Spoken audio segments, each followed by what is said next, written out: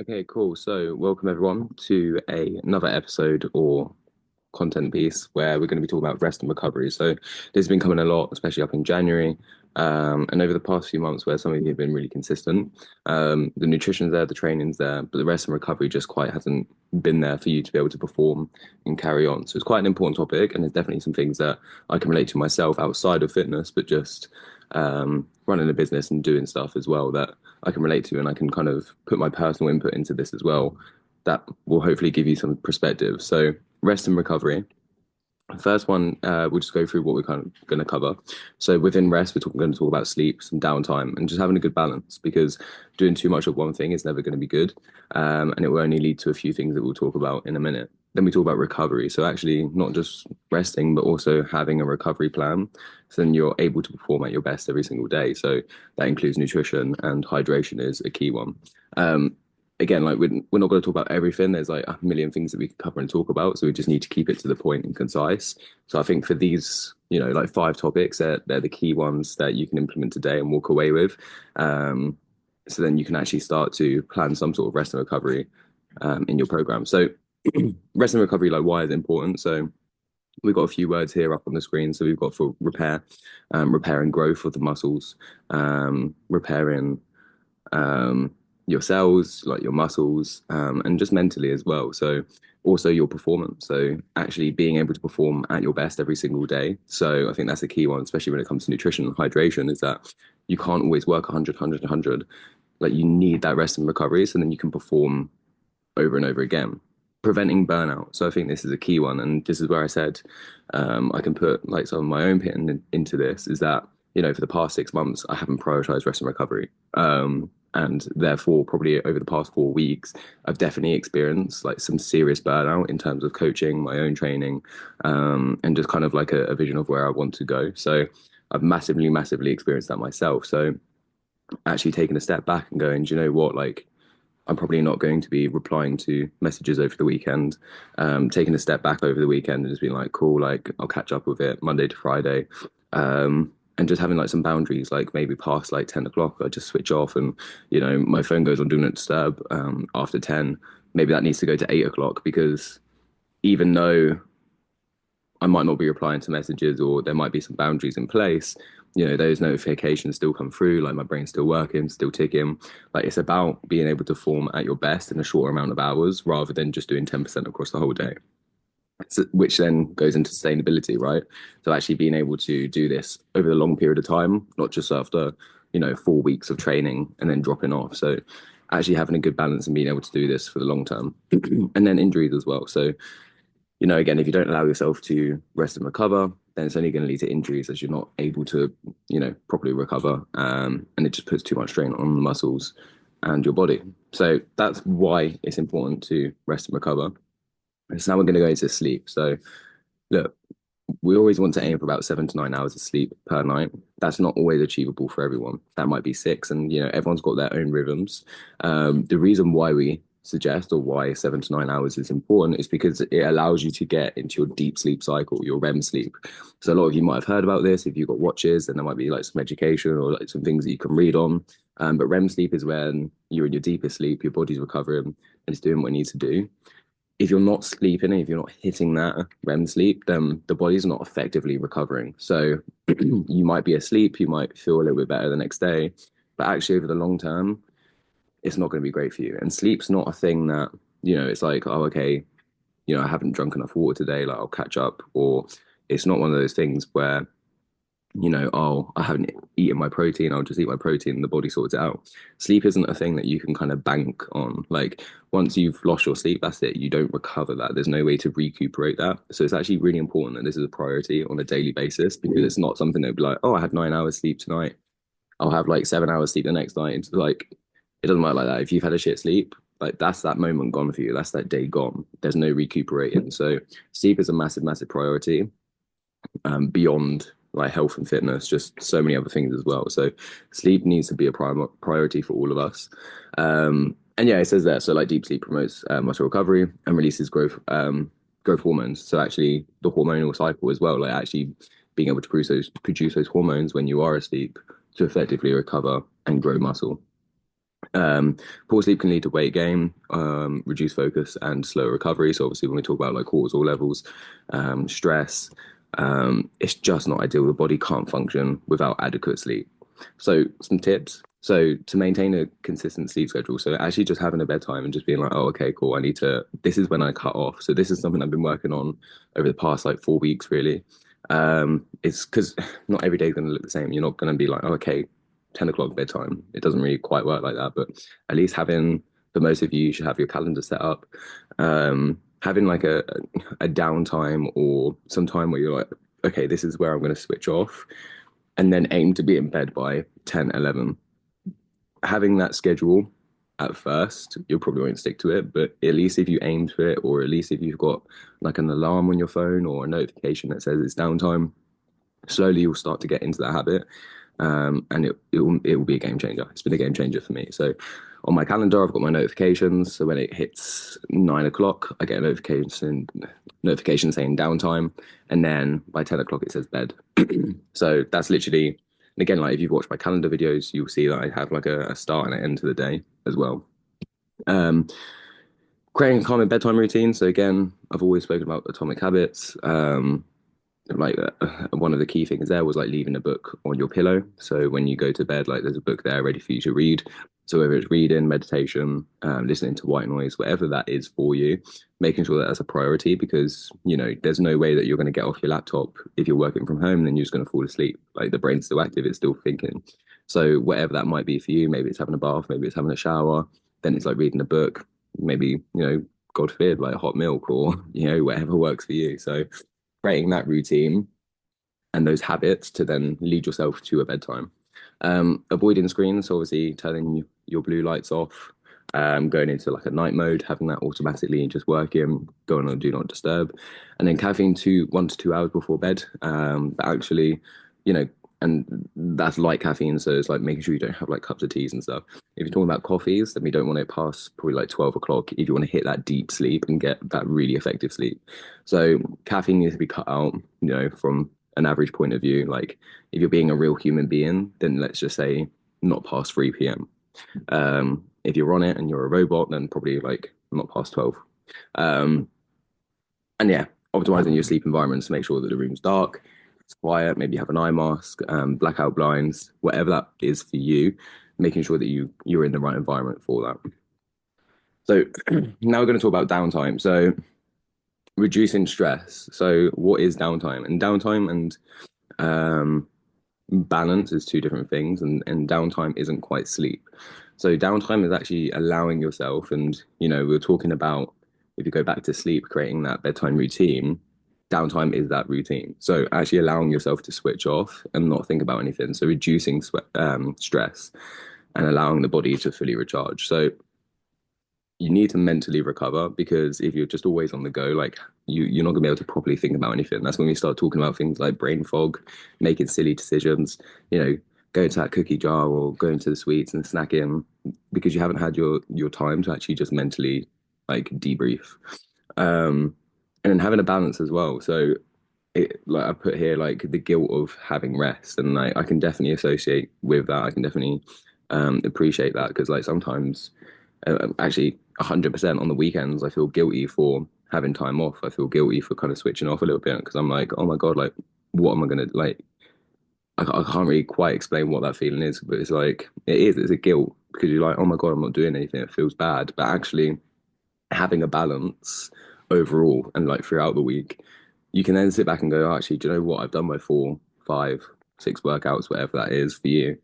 I've done my cardio. I've eaten well this week. Actually, I can rest, and I have been okay. So it's like within that downtime and or that having that balance, you then don't feel guilty for having that rest. Um, so just making sure that the time spent working or the time spent doing things for ourselves is actually really efficient. So then you can have the time off on the weekends because what we actually end up doing is we think we're busy, but we actually end up doing more of nothing rather than spending 1 hour and actually just being able to smash it out. What we end up doing is probably doing like 10% over 10 hours when actually let's kind of read it in a little bit. Let's just go, okay, cool. I've got an hour to work out, make sure that I've got my active recovery in place, rather than being like, oh, I'm just gonna walk for like 10 hours, and then it just like do more in less time. Which I know some people will be like, oh, I can't do that, but trust me, it works, and you're gonna feel so much better for that. Um, so about waffling on, how can you do this is like actually scheduling some sort of active recovery. So spending time stretching, like walking, doing some yoga, going for a walk in the evenings, that's your downtime. And actually science says that the more time we spend in nature, especially when it's about like debriefing and having that downtime, we actually process things a lot better. So getting yourself out, lighter days are coming and the weather's getting slightly better, probably more raining over the next few months. But just spending some time outside is going to be really, really key for this. Um, Practicing mindful techniques, journaling, like gratitude, actually just spending like 5, 10 minutes at the end of the day, just being like, okay, cool, like, what am I grateful for? Where was I this time last year? It's like for myself, I was still working in a job, like I wasn't actually fully self-employed, like I was working long hours. So like, although I work long hours, I feel a lot more better now because I'm doing something that I enjoy and something that I love. Like I'm able to do things like these Zoom calls. I'm able to do, whatever it is. Like today, I said about potentially doing like a photo shoot with the clients in the group. So I was kind of like, oh, okay, like this is really cool. Whereas before this time last year, I was working a job, I was working for someone else, I was doing like the most bullshit tasks. So like that's my 5 or like 2 minutes of gratitude and reflection, being like, actually, I'm in a better place. Like I'm actually like, I guarantee you're probably in a better place than you were last year. If not, then let's make sure that we work towards next year being a better place than this year. Setting boundaries for work. Again, if you work from home, you know, the task has to be done. And what, again, the conversation that I've had from people who do work from home is what you end up doing is, kind of, again, 10%, 10%, 10% an hour, rather than just going, actually, do you know what? Like, if I was in office, I'd have this done by like 12, 3 p.m. and then I have the rest of the evening. But when we work from home, we tend to do like 10%, 10%, 10%. And then we get to like 8 o'clock and we're like, oh my God, I have to stay up later. Fuck that shit. Like, you need to have a cut off. You need to have boundaries and you need to be like, right, past 4 p.m., past 5 p.m., I'm not touching work because I'm already going to have it done. Like, if you allow yourself all day to do a task, then it's going to take all day to do the task. Um, and taking short breaks throughout the day to refresh. So again, like working from home, everyone ends up just doing 10%. They don't really have a rest or they don't have a break time because they're kind of just dwindling on. Whereas if you're more effective in that short period of time, have a rest, and then you get to finish early, it just makes more sense, right? Then we go on to nutrition and hydration. So again, this is more kind of like the recovery point of view, um, because allowing your body to rest, be in the right place, and mentally recover and debrief, we physically need to, or the body needs to be able to actually repair through nutrition, hydration. So proper nutrition fuels recovery and replenishes energy stores. So again, when we work out, we've depleted our sugar levels. We've lost electrolytes. So we need to look at a way to repair that. And protein aids in is like a key building block in that. So protein is there for our repair and growth, and carbohydrates is there for our energy levels. So once we've worked out prioritizing things like protein and carbs in combination, because by just having a protein shake isn't going to effectively like restore or like build those muscles. Like you need to have carbohydrates as well in combination to effectively recover. Again, as I always say, like our body's resilient. So if you just have protein, it's not the end of the world.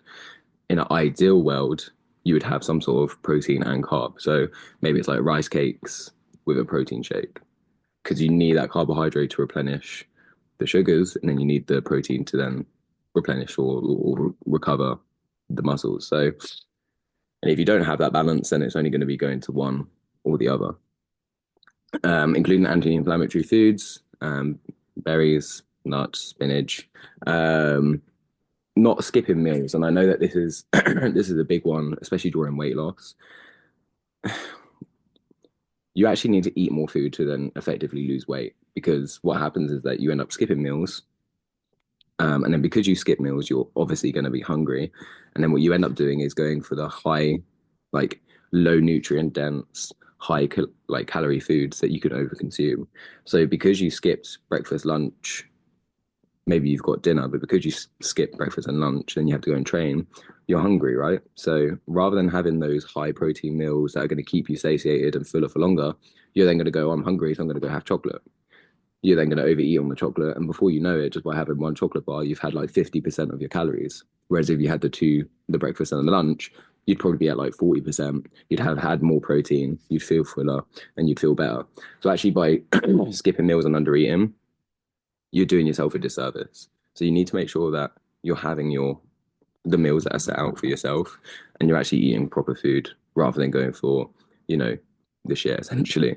And I spoke a little bit more about that on the last video. So if you want to go over that, then yeah, we had quite a good conversation there about food. And then prepare a meal in advance, which I know is quite hard for a lot of people, but at least if you know what meal you're having, it then cuts out the guesswork. And hydration. So this is obviously a key one that a lot of people forget about, and it's one that a lot of people struggle with. But hydration is so key, especially when we're working out because we lose electrolytes. And so staying hydrated obviously helps our muscles function. It reduces soreness, and it can really have an impact and impair our performance and delay recovery. Forget about the exercise side of it, but like not just from exercise, but also from like an actual cognitive function. Without carbohydrates, without water, and without hydration, we can't think properly. Our brain cannot function without adequate hydration. So if you're sitting there at work, you've gone through a wall, you're not thinking properly, you just feel like shit. Like hopefully you kind of know what I'm on about because as soon as I think about this, I know what I'm on about because I know what dehydration feels like and I know when I'm not adequately hydrated, I'm a bum. So if you're feeling like a bum and you're like, oh, I don't know, have a glass of water, assess how you feel 15 minutes later. I guarantee you'll feel better. So this is why we talk about, or this is why we want to drink consistently throughout the day. Just having sips of water, having like a water bottle with you, so you can always stay hydrated and your body can actually manage and it can actually deal with that slow increase of water intake. Because by just like gulping loads of water, your body's going to go, what the fuck? Like you've just released the floodgates. We can't deal with this. So having small sips of water throughout the day is really going to help your body to be able to manage that, but also keep your brain fresh and actually like keep you sharp and allow you to perform better when you do go to the gym. So if you go to the gym after work, if you've hydrated throughout the day, you're going to have a much better session. Um, Rehydrating after workouts. Um, and I think this is the key one is paying attention to first signals and your urine color. So again, probably something that people don't want to talk about, but actually looking at your urine color. If it's a darker yellow, then it obviously means that you're dehydrated. You need to have a sip of water. If it's almost clear, then you've had way too much water. If it's nice pale yellow, then that's ideal.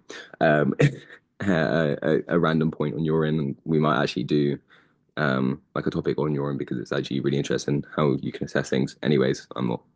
Anyways, that sounds weird, but if you have like a bright or yellow color, almost like fluorescent, then don't worry, you're not dying. It just means that you probably had too many energy drinks, and it's the B vitamins that do that. So if you're having drinks that have like loads of B12 or like B whatever, I can't keep up with it.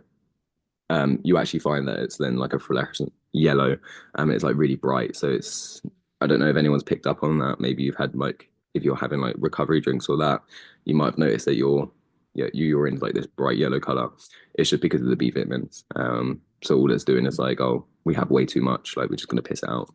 Um, and then limiting dehydrating beverages like alcohol or caffeine. So actually, things like caffeine, things like our fizzy drinks that have caffeine and alcohol, it actually dehydrates you. So although you feel like you're drinking or feel like you're getting fluid, it's not actually serving you because it's dehydrating you.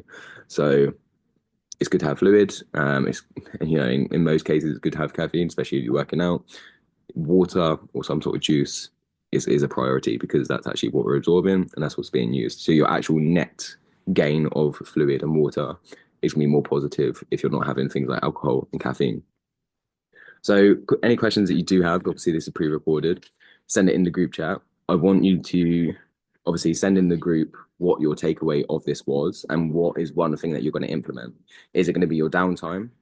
So if we just do like a little bit of I'll actually go back to recap. So I want you to put in the group chat what your takeaway was and then what your one takeaway is or two takeaways. Is it going to be prioritizing your sleep? and actually, reducing your caffeine or having caffeine after 3 p.m.? Is it creating a bedtime routine? Is it having a reminder on your phone to say downtime and then bedtime? For your downtime, are you going to spend more time, spending some time doing gratitude? Are you spend time, doing reading? Is it going to be things like yoga, stretching, a walk in the evening? For your nutrition and hydration, are you going to make sure that you're having a protein carb combination after your workouts? Are you going to make sure that you're not going to be skipping your meals so then you don't have those snacks and you stay away from those high caloric foods? Are you going to start preparing food more and actually having a plan about what you're going to eat? Maybe it's not meal prep, but maybe it's like Monday, Tuesday, Wednesday, I have this for dinner and then I have this for lunch, having a structure. Is it going to be making sure that you get yourself a water bottle and you're sipping water throughout the day? Making sure that you hydrate after workouts and, you know, having less caffeine or considering caffeine as a rehydration when it's actually dehydration. Is it going to be actually looking at and assessing your urine and as soon as you know there's a darker color being like, okay, I need to go and have a glass of water? Or more importantly, when you feel like you have brain fog or when you feel lethargic, having a sip of water and then assessing and then going, okay, now let's see how I feel.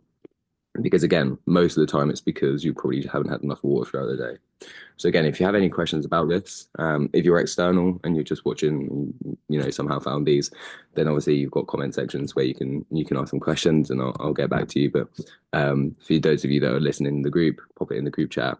What's your takeaway? Let's have a conversation about it. That's our rest and recovery points, and that wraps up for today. Hopefully this was helpful. I appreciate everyone kind of again talking about kind of like this burnout period. Some of you might have noticed it. It might just be me overthinking, but I appreciate those of you that have kind of hung in there. We're going to be back to routine more so in February.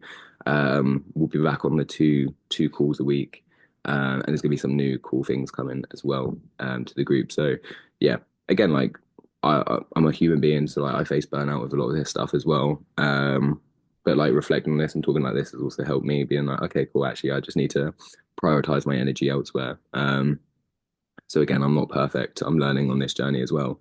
But these are some key things that you can use and implement to help you for that. So yeah, come February, we're going to have a little bit more of a structure and a routine. Yeah, January was a bit crazy for everyone, but well done to everyone that has stayed on track with their shit. And for those of you that have fallen off, we're a couple of days away from February. Get your shit together and make sure that February is better than January.